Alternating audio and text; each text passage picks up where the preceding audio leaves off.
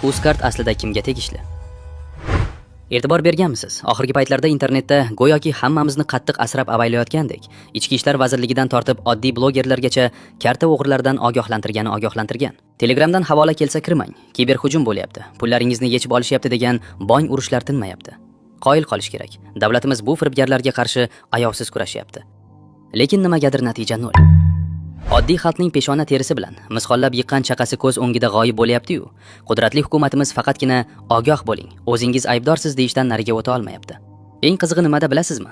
Agar birorta oddiy fuqaro internetda qaysidir chekka bir qishloqdan turib hokimni tanqid qilib komment yozsa yoki svet yo'qligidan nolisa, bizning o'ta tezkor ichki ishlar xodimlari uni 5 daqiqada topib keladi. Kamera oldida qilmishimdan pushaymonman deb uzr so'rattiradi.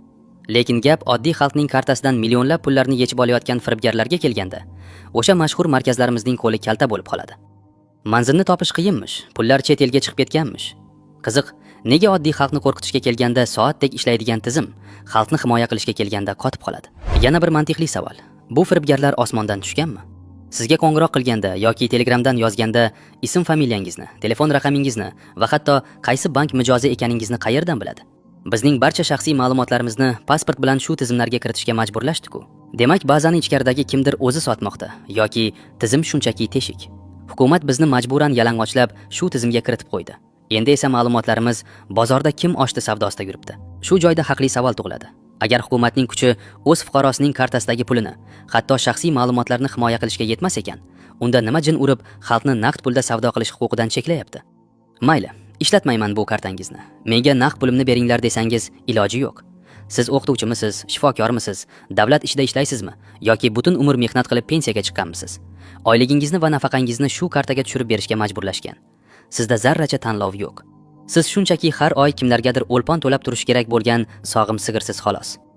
Eng alam qiladigani bu tizimning 200lamachiligini qarang. Agar davlatga sizdan arzimagan 5-10 ming so'm jarima yoki chiqindi puli kerak bo'lib qolsa, MIB hech qanaqa SMS kod yoki ruxsat so'rab o'tirmaydi. Bir soniyada kartangizni bloklaydi-yu, pulni shartda yechib oladi. Bank ham indamay pulingizni qo'shqo'llab topshiradi. Lekin bitta o'g'ri millionlab pulingizni ko'z o'ngingizda shilib ketsa, bank darrov uzr, biz aralasha olmaymiz, kodni o'zingiz bergansiz deb suvdan quruq chiqadi. Davlat pulingizni tortib olishga kelganda kartangizga to'liq xo'jayin, lekin sizni himoya qilishga kelganda birdaniga ojiz va bechora bo'lib qoladi. Ustiga ustak, hukumat bu zo'rma-zo'raki tizimni go'yoki yashirin iqtisodiyotga qarshi kurash deb chiroyli xaspo'shlaydi. Juda kulgili bahona. Qachon eshitgansiz birorta katta amaldor millionlab dollar porani oddiy plastik karta orqali o'tkazib olganini?